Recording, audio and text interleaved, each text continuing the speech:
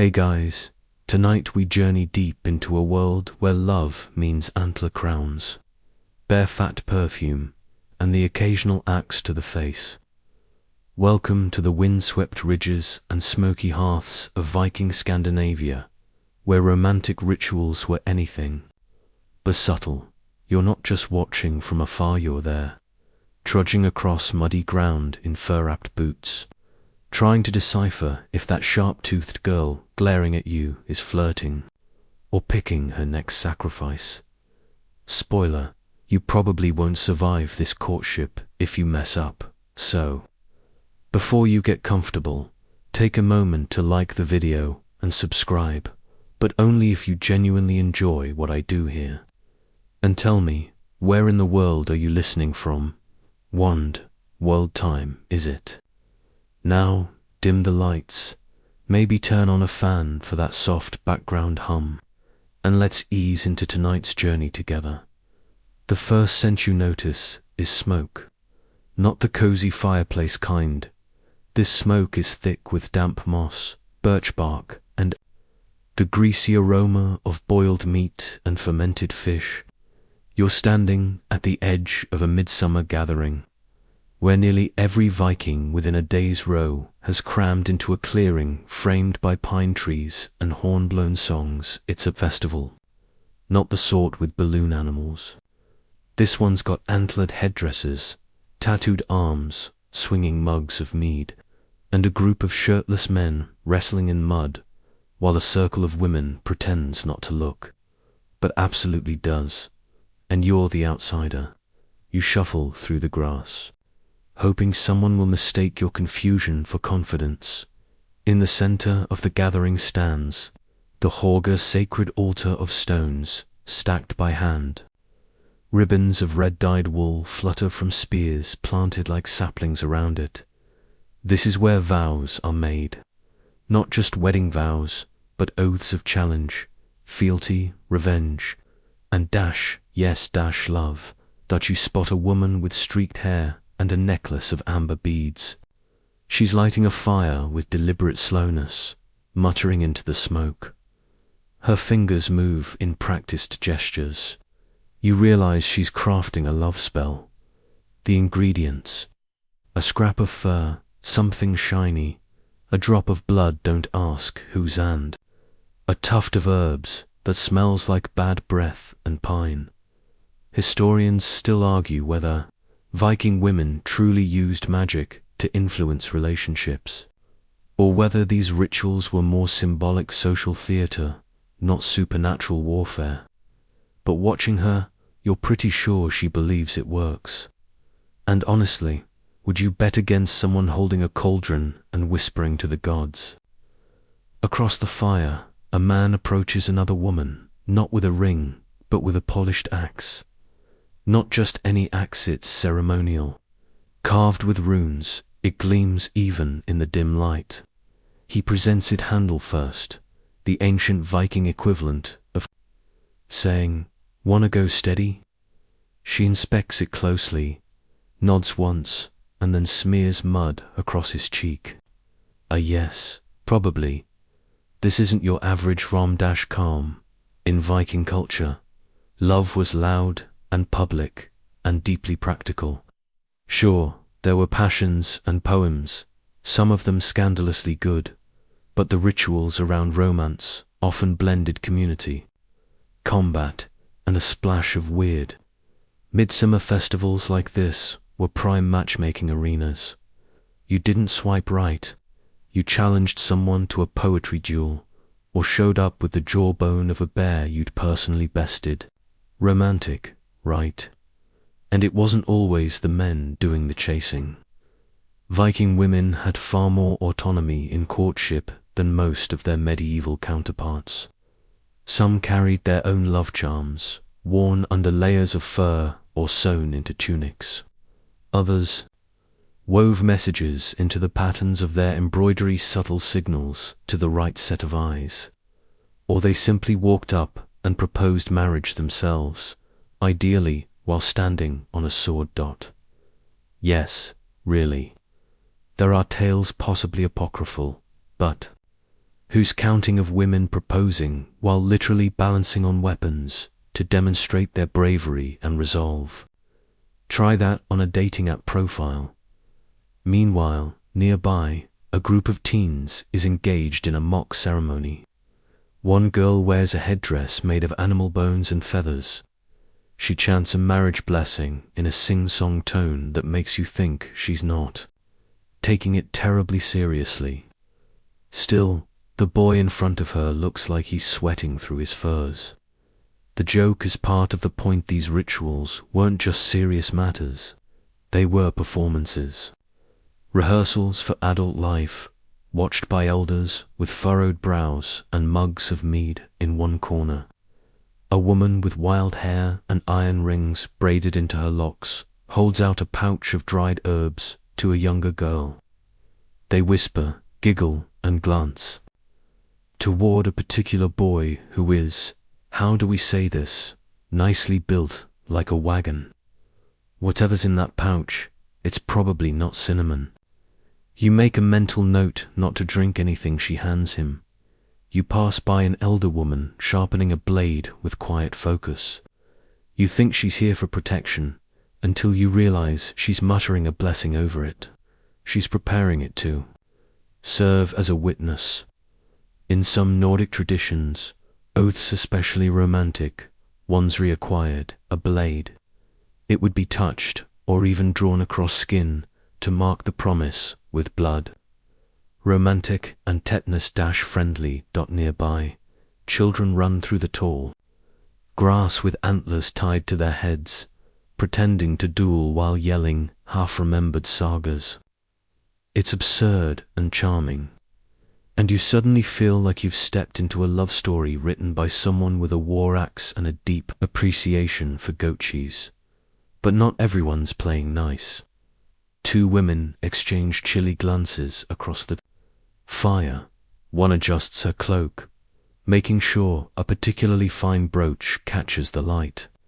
The other tucks her braids a little tighter, showing off hair dyed with elder. It's not exactly a catfight, but in Viking terms, this is the opening round. A man with a drum begins to beat a steady rhythm, and couples start to dance. Not ballroom style, more like synchronized stomping mixed with the occasional flirtatious shoulder bump. You nearly get elbowed by a man the size of a fjord, and yet there's something sweet beneath it all.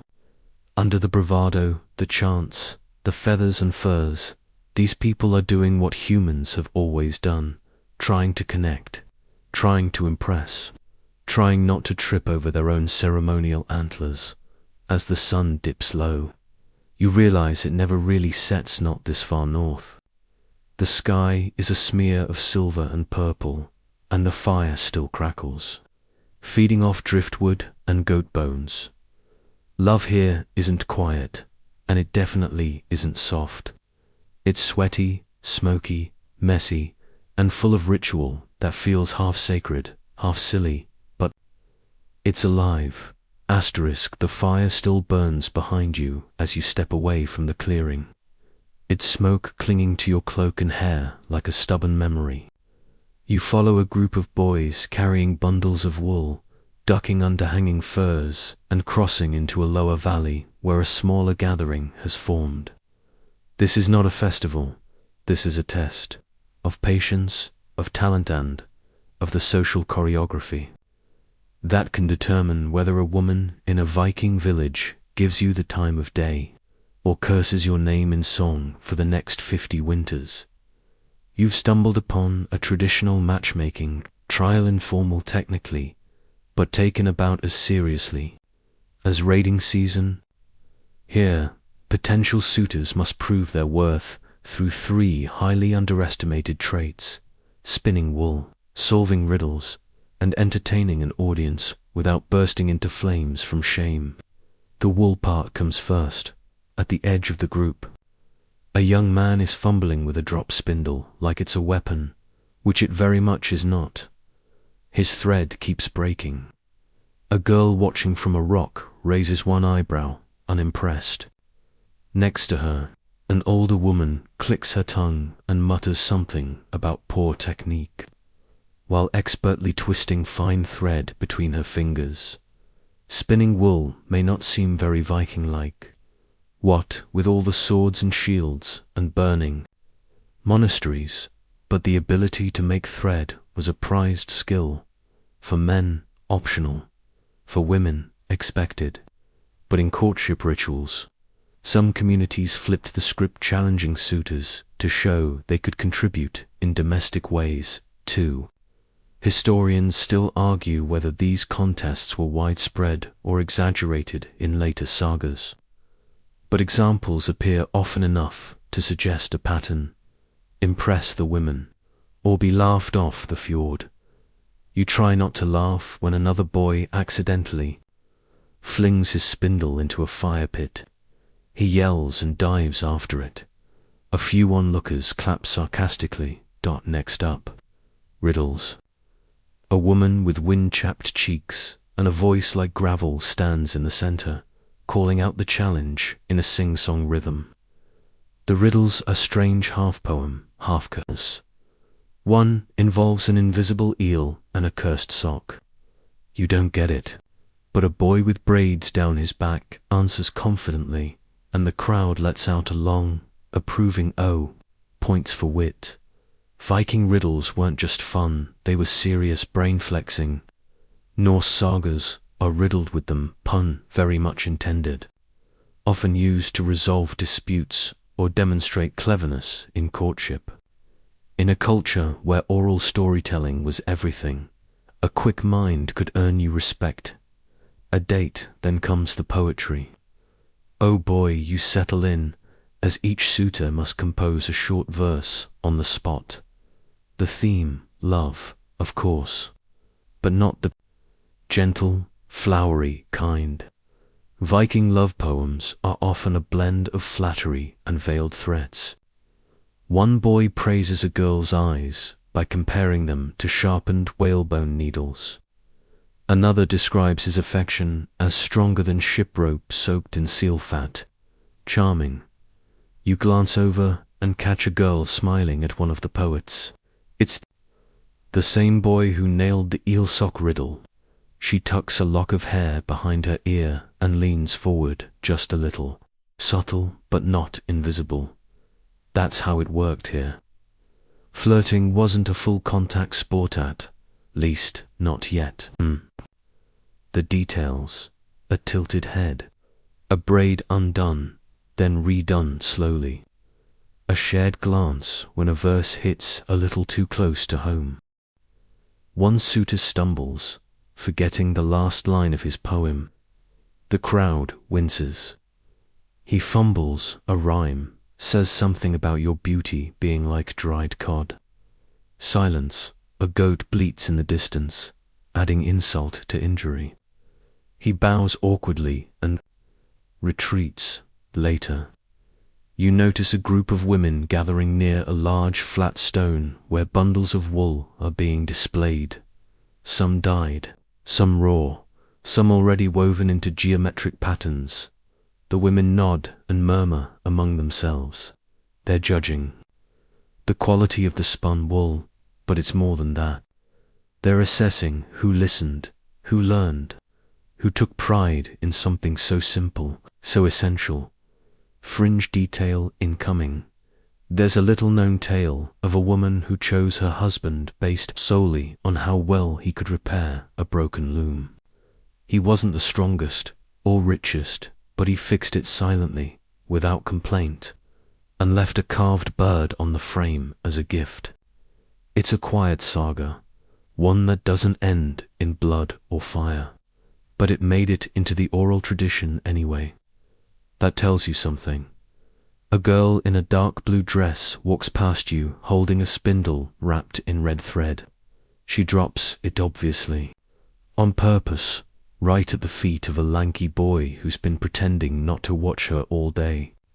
He picks it up, mutters something too soft to hear, and they both smile like idiots. This is the part of Viking love that rarely makes it into the movies. The awkwardness, the sideways glances, the pure teenage anxiety disguised under layers of wool and bravado. For all their axe-throwing longboat sailing swagger, Vikings fell in love like everyone else, nervously and in public. Back at the fire circle, the older women are tallying something. Not numbers, exactly, but impressions. Who fumbled, who impressed, who showed promise. Their nods matter. Their comments will spread. Reputation is everything in a community this small. You hear someone reciting a riddle again this time, for laughs. It involves a bear, a barrel, and a very unfortunate misunderstanding. People chuckle. The sky is starting to turn that northern grey pink again. It never quite darkens here in summer, but the light softens, so do the voices. One of the final poems echoes through the trees. If I were a seal, I'd swim to your shore. Not for fish, but for your fire. It's cheesy, it's sweet, and the girl who hears it pretends to roll her eyes while blushing furiously. Victory, and just like that, the trial fades. There's no formal winner, no prizes handed out, just small ripples across the social surface. A new braid here, a glance held a little longer there. Some hearts quietly moved forward, others quietly stepped back, and you, trailing behind, feel like you've witnessed something stranger than love spells and more powerful than any axe. Asterisk, you wake early, if you slept at all. The thin furs did little to block the chill of the Nordic night, and the sound of goats arguing just outside your shelter made sure dreams stayed short. Still, the sky has lightened again, soft and silver, and it's time to move. Your feet crunch over frost-stiff moss as you follow. Smoke trails back toward the village, if you can call it that. A handful of turf-roofed homes, some fenced pastures, and a central hearth where the first stirrings of breakfast rise in spirals of steam. But you're not headed for porridge. Not yet. You're going to watch two young people sit beside each other and not touch. This is the part of Viking romance most modern hearts can't quite fathom. After the flirting, the poetry, the charm pouches and challenges, what comes next is distance, a strange, deliberate pause. Because Viking courtship, for all its wild outward rituals, had a phase that demanded stillness. You arrive at the hall just as the morning light kisses the carved doorposts. The girl you saw the day before, the one with the red-threaded spindle, is sitting by the hearth now, hands folded, braids retied. She's staring into the coals like they owe her answers. Then he arrives. The boy, shy, yes, but standing a little taller this morning. He greets the matron of the house, says something respectful, and is ushered into the room. No one makes a fuss. There is no music, no smiles exchanged. He just sits, across from her, a fire crackling in between. You perch quietly nearby, watching. The two of them do not speak. They don't touch. Their knees don't brush under the table. She picks up her needlework. He pretends to study the wall carvings. They exist in parallel, close enough to hear one another breathe, but still entirely separate. Welcome to Vikings sitting together. It's not a date, it's a test. A sacred, awkward limbo. And sometimes this goes on for days. Historians still argue whether this tradition was widespread or reserved for higher status families, but it shows up often enough in sagas to feel real. After a public declaration of interest through poetry, gift-giving, or good old-fashioned love spells, the next step was private proximity. The suitor might be invited into the home, often under a parent's watchful eye, to sit with the woman he hoped to marry. To sit, and nothing more. You glance around. The girl's mother is just outside, pounding dried herbs. A younger sibling, peeks in through the doorway now and then with the sly expression of someone preparing to mock them later. Still, the silence holds. This ritual isn't about chemistry or sparks. It's about endurance, about watching how someone exists in quiet. Does he fidget? Does she sigh? Is he kind to the goats? Does she curse when her thread breaks? These are the data points that mattered when you were choosing someone to survive a long, dark winter with. Nearby, another pair of young people walk past each other without speaking. She drops a pinnacone. He picks it up, hands it back, and says nothing. This too is a kind of ritual, a soft calibration of intention. You can practically hear the internal debates happening in their heads. One fringe tidbit: in some rural Icelandic communities, couples slept in the same bed, fully clothed for weeks before marrying, no touching allowed. It was called bundling in later Christianized contexts, but the roots may have started here. The idea wasn't to tempt fate, it was to get familiar with each other's annoying sleep habits before signing up for life, back by the fire. The boy finally speaks. It's one word, a compliment, maybe, or a question. She doesn't respond immediately, but she does glance at him, a flicker of interest. You've just witnessed an emotional earthquake, Viking style. This wasn't a culture for effusive declarations. In fact, saying too much, too quickly, could doom the whole arrangement. Courtship was cautious, partly because emotions were serious business and partly because getting it wrong could get someone hurt. Reputations, after all, were sharp-edged things. A woman too eager might be whispered about. A man too forward could find himself politely shunned at feasts. You wander outside and pass another home where a different boy sits on a stump near the doorway. He's clearly in the waiting phase. His fingers drum on his thigh. The woman he's hoping to court, nowhere in sight. Still, he waits. A matronly figure walks past and smirks at you. You waiting, too. She says, in a language you don't speak but somehow understand. You give a vague shrug. She laughs. Waiting, it turns out, is half the game. Later in the day you return to the hearth. The same pair is still there. She's humming now. He's helping chop roots for soup. The silence has softened into shared space. Not intimacy, not yet, but something like trust. And here's the joke. It's probably the most romantic thing you've seen so far. No spells, no swords, just two people learning how to share a fire. You lean back, feeling the warmth on your boots. It smells like wood smoke and nettle stew. Somewhere beyond the hills, someone is chopping logs, and the sound drifts through the air like a slow drumbeat. This quiet phase may not seem thrilling, but in a land where storms could trap you for weeks, and feuds could last decades, choosing someone who didn't talk too much or expect you to was a survival strategy. So you sit a little longer and think about how love, for all its shouting and drama, sometimes whispers and waits.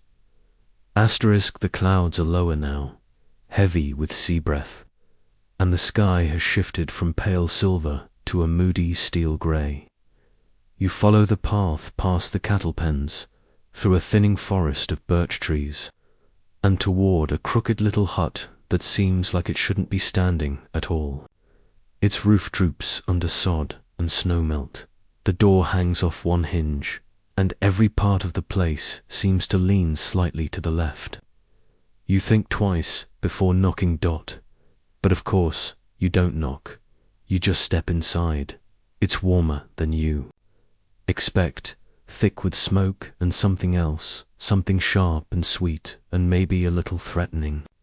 Bundles of dried herbs hang from the beams. Bones and nimble hopefully rest in bowls on a lopsided shelf. In the corner, a tall woman wrapped in layers of wool, leather, and what looks like fish skin stands over a pot that's bubbling with unsettling confidence. She doesn't look up. She already knows you're here. This is the local Valvasiris, a spellmaker, a woman who walks the line between wisdom and danger. Viking women didn't need permission to believe in magic. They just needed results. And this one gets results. You try not to step on anything important as you sit near the fire. She finally glances your way and gestures toward a bundle of feathers on the floor. You want them to love you, she asks, without any hint of softness.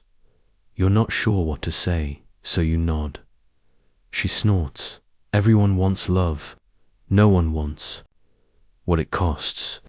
She plunges a carved spoon into the pot and begins adding things, some identifiable, some very much not. Mead, ash, juniper berries, hair from someone's brush, which you really hope was harvested consensually. Then a twist of string, tied 3 times, and finally a glistening sliver of something that looks like crushed beetle shell. It shimmers purple in the firelight.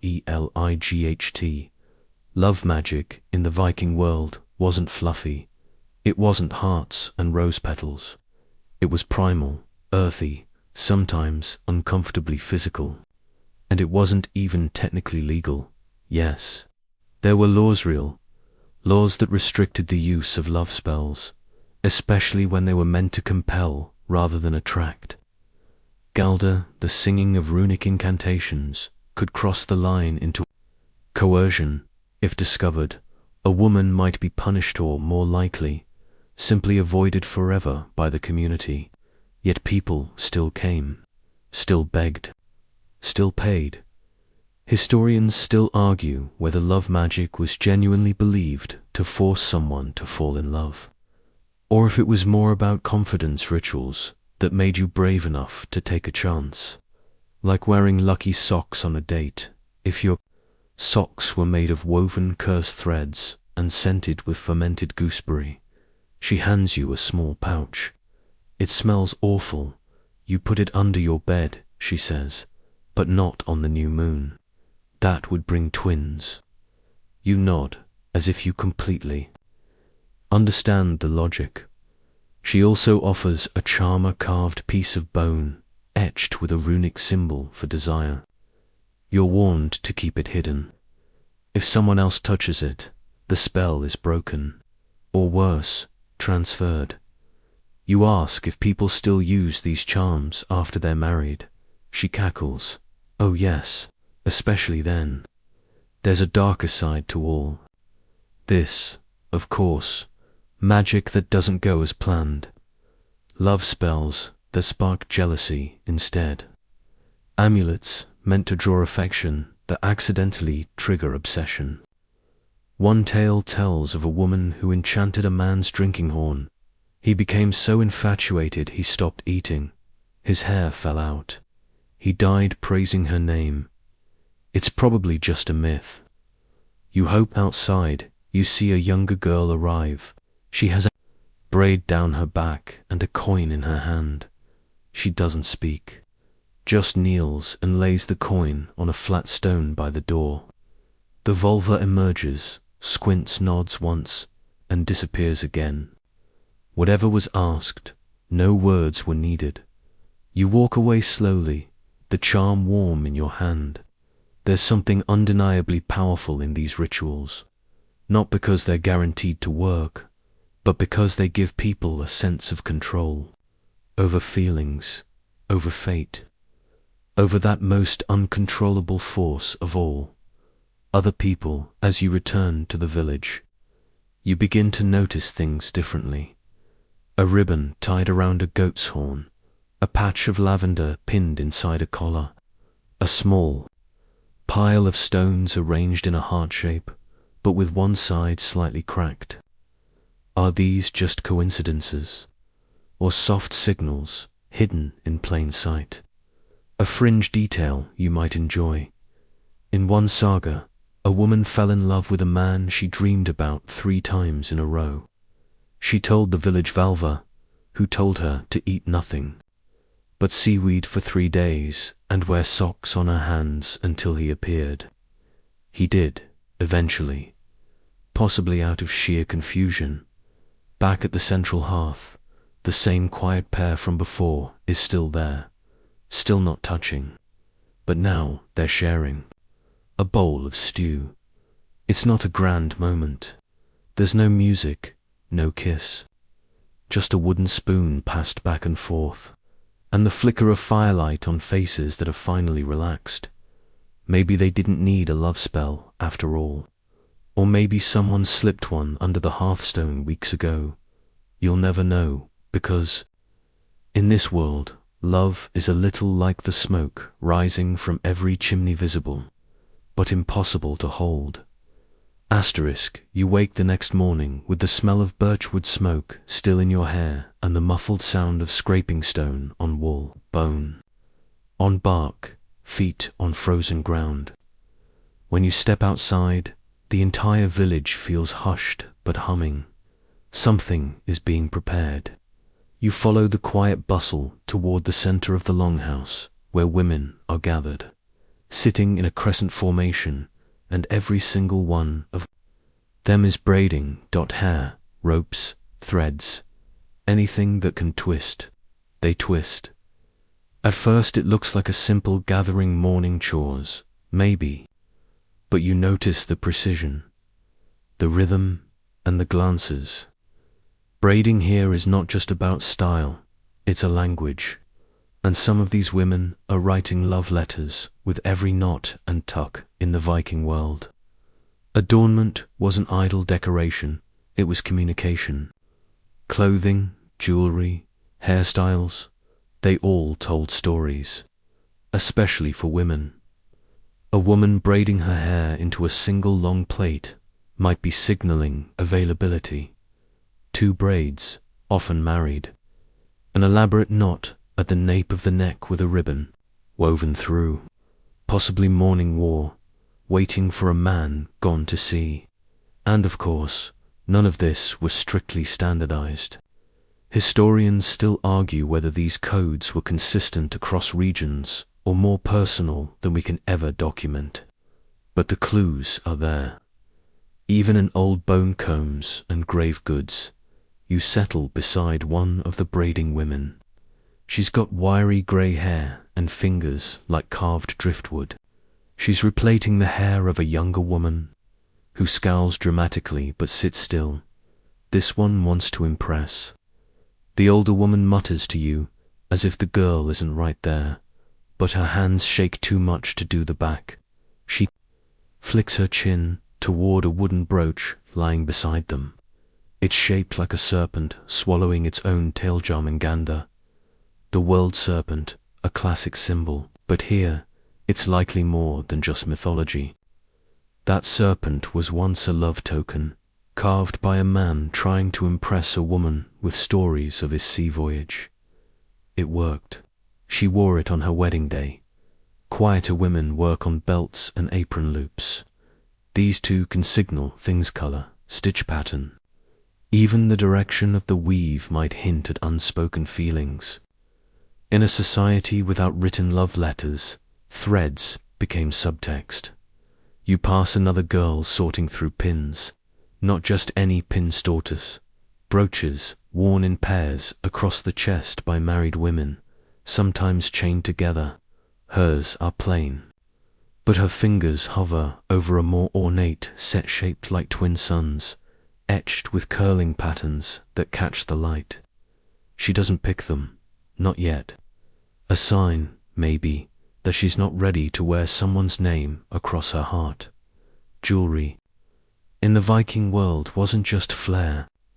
It was signal fire. A man might carve a token from antler or whalebone and present it to a woman in private.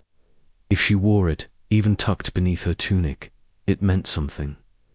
If she didn't, that too meant something, usually no. 1. Fringe tidbit. There's a small runestone in Sweden where scholars think the carving may be a rejected proposal, A short inscription, rough and hurried, reading something like, "I offered the brooch. She walked away. It's not confirmed." Of course, maybe he just had cold feet. Or maybe she really didn't like the design. You wander to a loom set up near the longhouse wall. A young woman is weaving, and next to her sits a man not helping, not interrupting, just watching. And every so often, when she tightens a line, she glances at him, tiny smiles. No one says a word. You watch the pattern emerge, blue, green, black, and then a single red thread running diagonally through the design, subtle, almost invisible. But she put it there, and he saw it. And now they both know it's there. Some believe Viking women wove private messages into cloth colors and symbols, layered into daily wear. Others say that's romantic hindsight. Still, when you look at her hands, the way they move with purpose, it's hard not to believe in secret codes. Further along the bench, a group of girls has started decorating combs long, flat tools made from antler or bone. They carve tiny dots and loops into the edges. One has etched a heart knot, a rounded modern one, but a long-stemmed ivy heart like you'd see in knotwork. She notices you watching, flips the comb over quickly, and laughs. Sometimes love has to hide, or pretend. Not all courtships are public. Some are slow-burning, whispered in glances, wrapped in cloth. Some tokens are buried under blankets, exchanged beneath moonlight, or left behind like breadcrumbs for someone brave enough to follow them. You hear a whistle and turn to see a boy walking by. He tips his head toward one of the girls braiding. By the hearth, she doesn't move, doesn't look up. But her braid shifts slightly. One extra twist, one ribbon pulled higher. You wouldn't notice unless you were looking. He definitely noticed, and that's the point. Viking love didn't shout, unless it had to. It danced. It disguised itself as daily life. It tied a red thread into the hem of a tunic and hoped someone remembered the story behind it. As the wind picks up, a few women stand, cloaks fluttering. Their pins catch the lightsome new, some borrowed, some possibly stolen from hopeful lovers who'll never get them back. You smile, some things never change. And as you turn to go, a girl passes you and hands you a scrap of woven fabric. It's nothing, just a bit of thread. But there's a tiny rune stitched in black. It means ice, or sometimes desire, depending on the context. She doesn't explain, just walks on. You have no idea what it means, but you keep it. Snow falls soft as silence as you wander away from the braiding circle, fabric scrap still clutched loosely in your palm. The rune stitched into it melts into your mind like ice left too long on the skin. It lingers, it pricks, it cools and warms you at once. What did she mean? You pass a boy swinging an axe, the blade hissing through wood in a slow, rhythmic thunk. He isn't looking at the logs. His eyes keep darting toward the nearby goat pen, where two girls are tending to hay bales and pretending not to see him. One of them giggles, which is either a declaration of war or a marriage proposal, depending on the century dot. Because now, you're entering dangerous territory, the games Viking women played, when courtship wasn't just tender braiding and meaningful. Glances. Sometimes it was competition, sharp, strategic, and a little chaotic. There was a particular tradition, practiced more often than you'd think, especially in places where marriage was less about lineage and more about surviving the winter. The mock betrothal duel, yes, a duel. Imagine two women, rivals in affection, facing off, not with swords or shields, but with sharp tongues, rapid rhymes, and the occasional tug of hair. These weren't fights in the usual sense. Think of them more like ritualized verbal skirmishes, what the sagas call flighting. The goal wasn't necessarily to win a man's heart, but to prove worthiness by humiliating a rival. You could say it was like Viking slam poetry, only with more sheep metaphors and a high chance of bloodshed. One saga tells of two sisters who vied for the same merchant's attention. One composed a scathing verse about her rival's weaving being crooked and full of lies. The other responded by implying her sister's cooking was so bad even Odin would skip Valhalla's feast. Their father had to intervene before the goats got shaved as a statement of dominance. Love in the Viking Age, clearly, was not for the faint-hearted. Historians still argue whether such rituals were widely practiced, or simply colourful exaggerations in Icelandic literature. But archaeological sites have turned up curious scenes.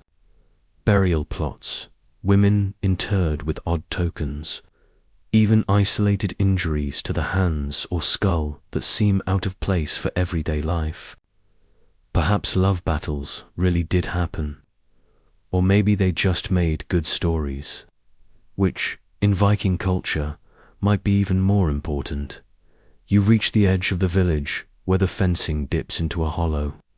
A small wooden platform stands there, only waist high, ringed with stones. It was once a stage for ritual mock weddings, yes, mock weddings. In some Norse communities, a young man and woman might stage a symbolic wedding complete with feasting, garlands, and drinking before any official proposal was made. Think of it as emotional test driving. Could they laugh together? Could they argue without goats fleeing the scene? Would the woman's grandmother approve of his accent? One quirky detail: during these mock ceremonies, it was common for the man to wear women's clothing and the woman to wear a sword. A gender inversion that let the couple play out the idea of marriage from both sides, mocking tradition while also preparing for it. Some scholars suggest it was a way to test flexibility and humor, a vital trait. When your spouse might vanish for 3 months chasing walrus ivory, you hear a sudden burst of laughter behind you. 2 girls and a boy are wrestling in the snow, pretending to exchange dowries. One flings a pinnacone like it's a silver coin. The boy bows so deeply he topples over. Everyone collapses in a pile, shrieking with cold and mischief. Is it flirtation? Probably. Is it serious? Absolutely not. That's the point. Because Viking courtship wasn't all solemn rituals and brooch codes. It had layers: teasing, testing, mirroring, mimicking. Love was a game and a gamble. It had to be, especially in a world where life expectancy didn't make many promises. Back at the longhouse, you watch a woman adjust her apron dressed, 2 brooches glitter across her chest. But her expression is wary. She's chewing the inside of her cheek, scanning the gathering crowd. You follow her gaze to a younger woman, seated with a fur draped around her shoulders and a drinking horn in hand. The two exchange glances, and the air tightens. You can feel it before anything is said. This is another duel, but older, quieter. A married woman, a younger one, and something unsaid between them. Maybe one was once promised to the same man. Maybe someone returned from raiding with a gift for the wrong pair of hands. The drama isn't new, but it's steeped in age-old rules. The married woman steps forward and, with almost comic delicacy, places a small bone pin on the floor between them. Not a threat, not a gift, just a statement. The younger woman picks it up, turns it over once, and places it in her belt. And just like that, the tension vanishes. You don't know what just happened, but again you keep watching in Viking love. Rituals, not every move is meant for outsiders. Some are messages only the sender and the receiver can decode. But every gesture, every trinket, every mock ceremony leaves an echo, even if it's buried in frost or retold 100 years later, by someone who definitely added a few goat jokes. By dusk, the platform is lit by firelight. Someone's playing a harper tune older than memory. A couple steps onto the stage, giggling and clumsy, performing a mock marriage with pine cones and straw crowns. A goat bleats disapprovingly. Everyone laughs. You exhale. Maybe love doesn't always need to be understood. Sometimes it just needs to be played. Asterisk, you awaken to the soft sound of antlers clacking together in the nearby woods, a pair of stags vying for something. Territory, dominance, a particularly good-looking doe.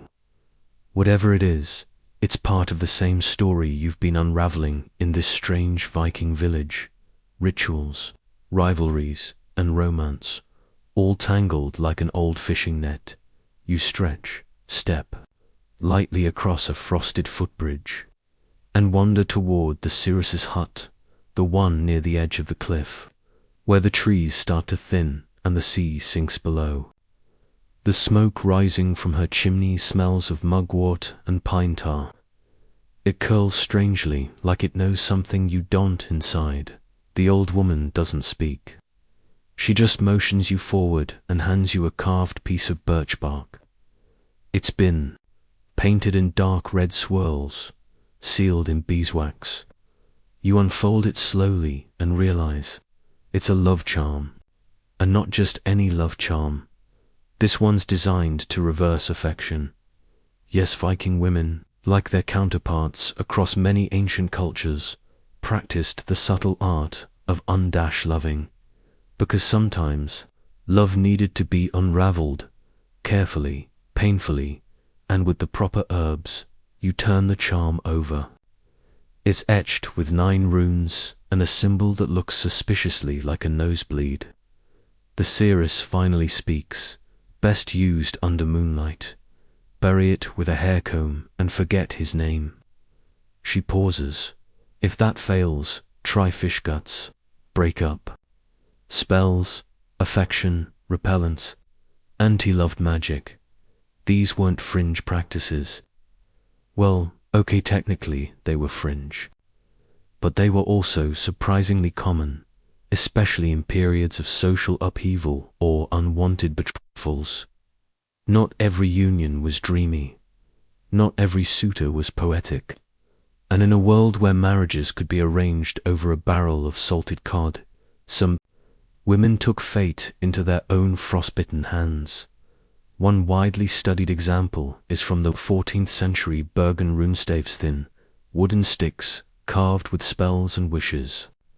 Among them is one chilling inscription: I carve runes of hate.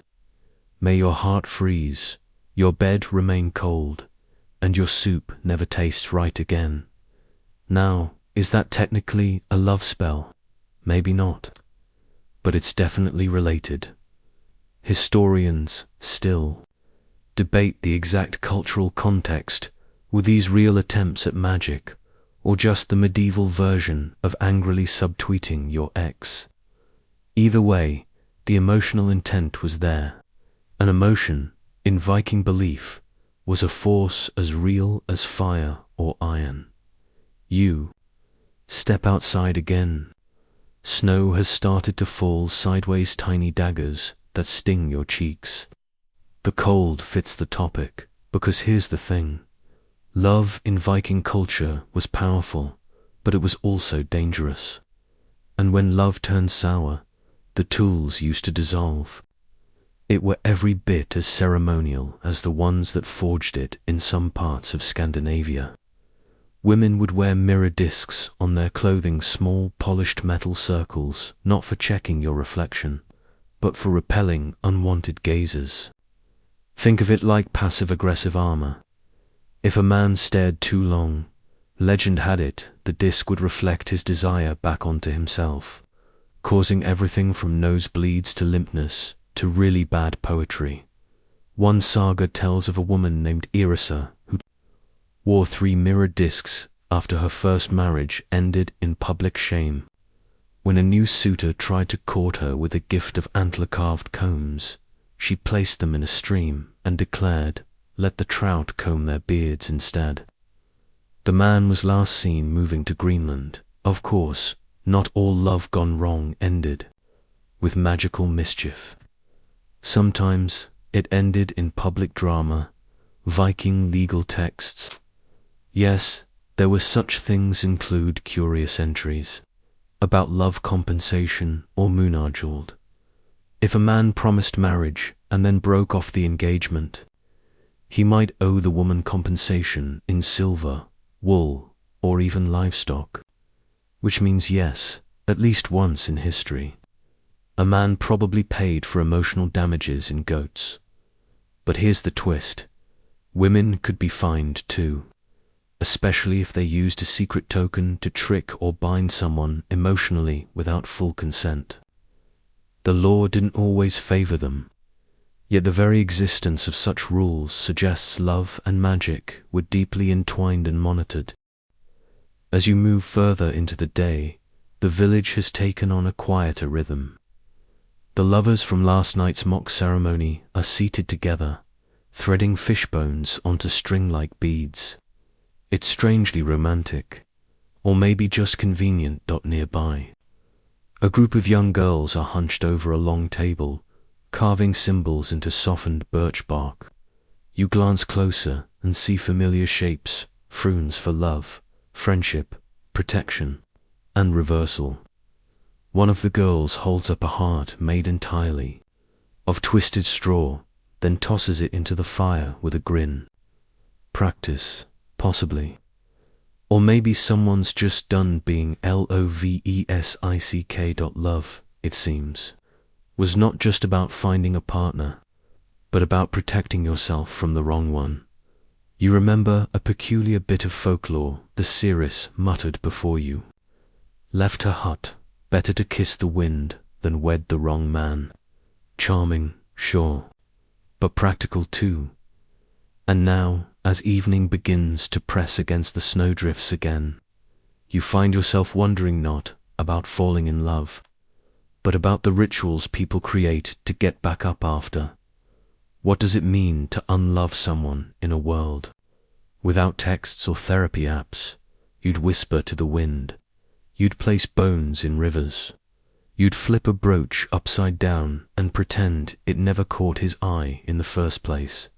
But even these rejections, these symbolic undoings, have a place in the grand theatre of Viking affection, like clearing the stage before the next act. Like unbraiding your hair, not out of grief, but readiness.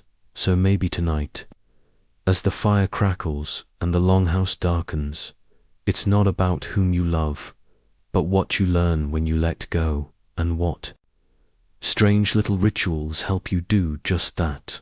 Asterisk. You wake with a start to the distant thump of something heavy hitting the ground. It turns out to be a man shirtless, laughing, and entirely covered in ash tumbling out of a steam hut. 3 women follow him out, shrieking with laughter and pelting him with handfuls of moss. You're not quite sure if this is foreplay, punishment, or a bit of both. Welcome to the Viking Sweat Lodge. Today's theme, purification, transformation, and the steamy, ritual-laden world of Viking saunas and their unexpected link to love. You step through the frosty grass toward one of the turf-roofed bathhouses at the edge of the village.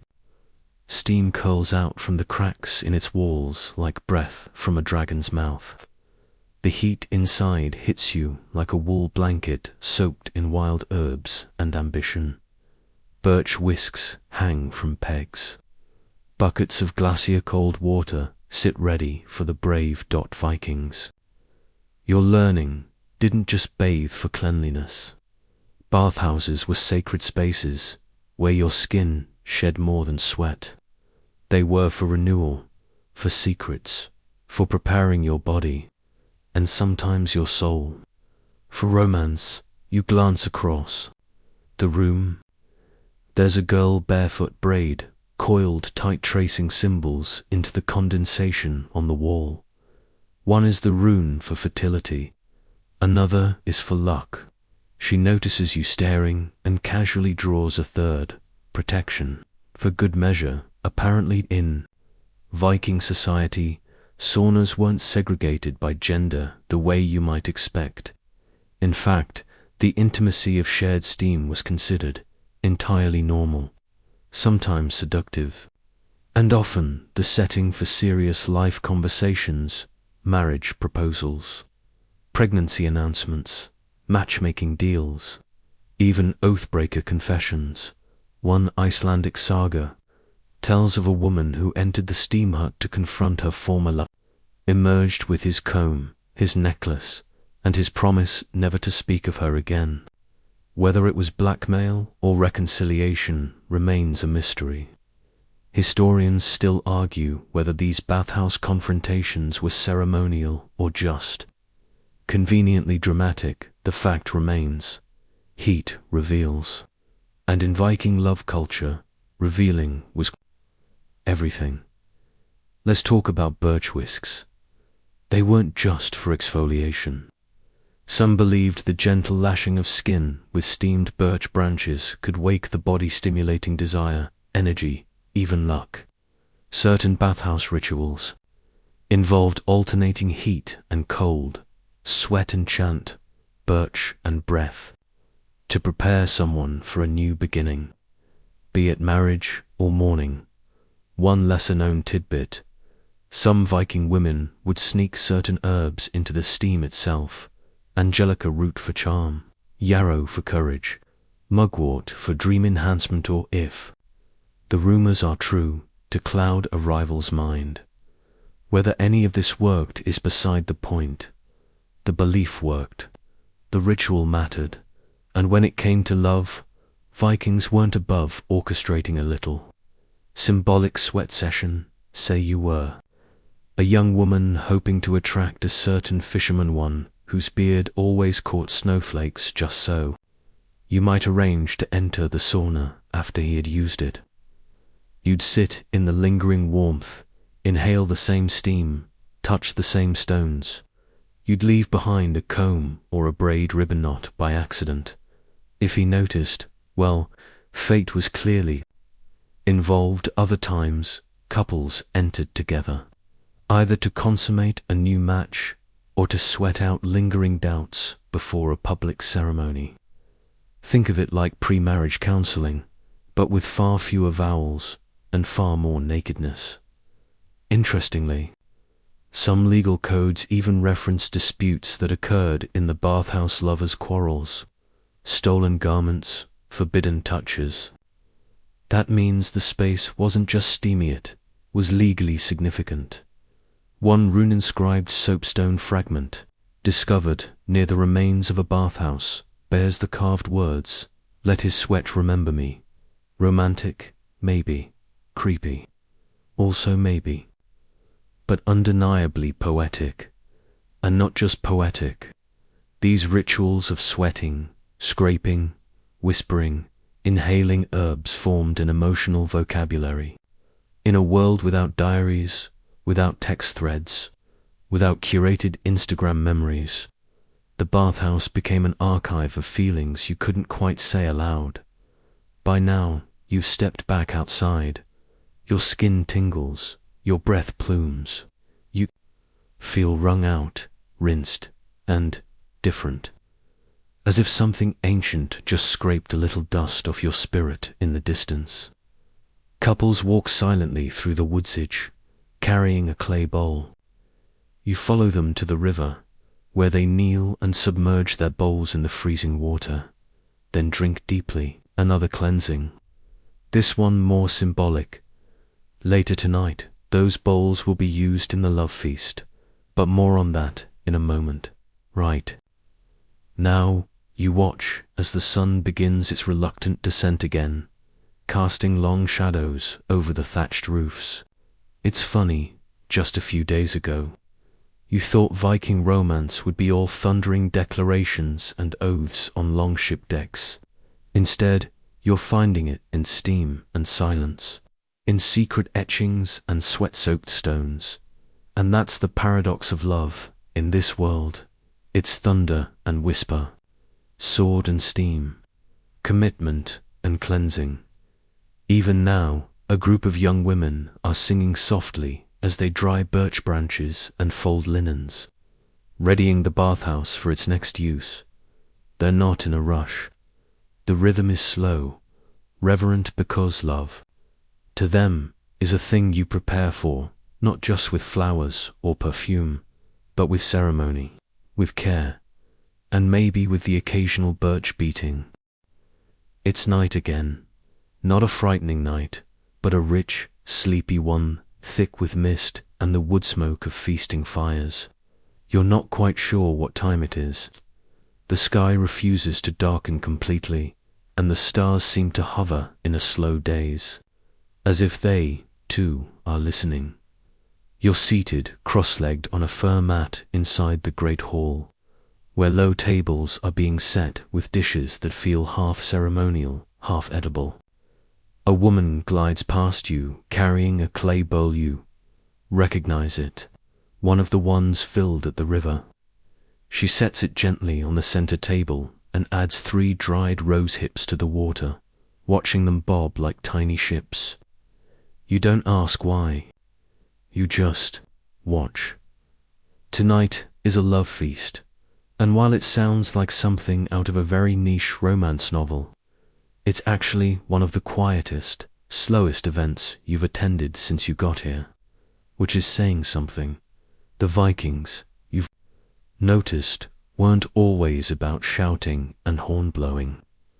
Sometimes they spoke in gestures, in shared sips, in the deliberate act of choosing to sit next to someone, elbow to elbow, thigh to thigh. That's what tonight is about. You look around the hall. There are no dramatic speeches, no toasts, no sudden proposals, just a careful choreography. Men and women finding their way into conversations, slowly offering pieces of food from their own bowls to another's. A roasted turnip here, a strip of dried trout there. It's a courtship of sharing. Anthropologists believe Viking love feasts weren't just about romantic love. They were about emotional alliances, trust, even gossip, a way for people to exchange more than just calories, to exchange intention. You notice that no one eats before everyone has been offered something by someone else. No one demands. Everyone offers, and suddenly you're very aware of how far this is from modern dating apps. One detail catches your attention. Woven into many of the feast attendees' braids are tiny metal charms. A spoon, a fishhook, a sun wheel. Some dangle from leather cords. Others are pinned with bone needles. You ask about them, and a nearby elder explains these are tokens, worn during love feasts to declare interest, status, or even a willingness to be approached. A woman with a spoon charm. She may be ready for motherhood. A man with a fishhook. He's searching, open but cautious. A sun wheel, that one's more complex. It could mean abundance, or past heartbreak. And yes, you're allowed to lie with your charms. Vikings weren't. Above a bit of romantic performance art at the far end of the hall, a woman with silver-streaked hair plays a low melody on a lyre. The strings hum like honeyed bees. It's not dance music, it's memory music. Something that reminds you of rain on a canvas tent or the soft clinking of stones in your pocket. Suddenly, someone sits beside you. She doesn't say anything, just places a slice of dried apple on your mat, her fingers lingering on the fur for a moment before pulling back. A charm dangles from her wrist, a carved wooden acorn. You don't know what it means. Maybe she doesn't either, but she smiles. You smile back. And in the world of Viking love rituals, that's enough. Now, about that odd dish everyone keeps nibbling at, something mushy reddish and slightly vinegary. It's fermented lingonberry porridge, made with honey and barley and steeped for several days in an oak cask. Some call it an aphrodisiac, others call it emotional glue. One saga mentions a man refusing to marry a woman because her porridge was too bitter. Historians still argue whether that was literal or a metaphor for her temperament. You're not sure what side you land on. Still, you try a spoonful. It tastes like old jam and wild decisions. A few other odd dishes pass by: pickled garlic wrapped in birch bark, smoked seal fat with lavender, and a strange jelly made from boiled lichen. Each has a whispered meaning: garlic for clarity, lavender for peace, lichen jelly, well, no one explains that one. Probably for the best. And here's your quirky tidbit of the night. Some Viking communities believed that food offered during the love feast could bind fates. If you accepted a gift and ate it, you were signaling a spiritual opening, a chance, even if it was just a single almond. But if you didn't eat what was offered, that was an omen, a closed door, which explains the small drama currently unfolding at the edge of the room, where a man is awkwardly trying to reoffer a honey cake that was politely ignored. She's smiling, but, yeah, no, that door's shut, friend. Eventually, the food slows. The talking softens. People begin to pair off, not dramatically, but with the tired grace of those who have seen many winters and still choose to hope. You see couples lean in, touch foreheads, share silence. One man weaves his fingers through a woman's braid without a word. A girl loops her charm around her friend's wrist and kisses his cheek, gentle sideways. And again, you're reminded, Viking romance wasn't a storm. It was a season, gradual, ritualized, built not just on bloodlines or fortune, but on rhythm, offering, intention. You look down at the fur mat beneath you, at the empty bowl in front of you, at the half-eaten slice of apple now resting in your palm. There's a peace in this moment, a warmth that isn't firelight. You're not even sure how it got here, but it did, and now, somewhere in the quiet swirl of food, symbols, and stares, the feast begins to end. Bowls are stacked, charms are unfastened. People begin to drift some. Together, some alone, some still deciding, and you feel full, not with food, but with something older,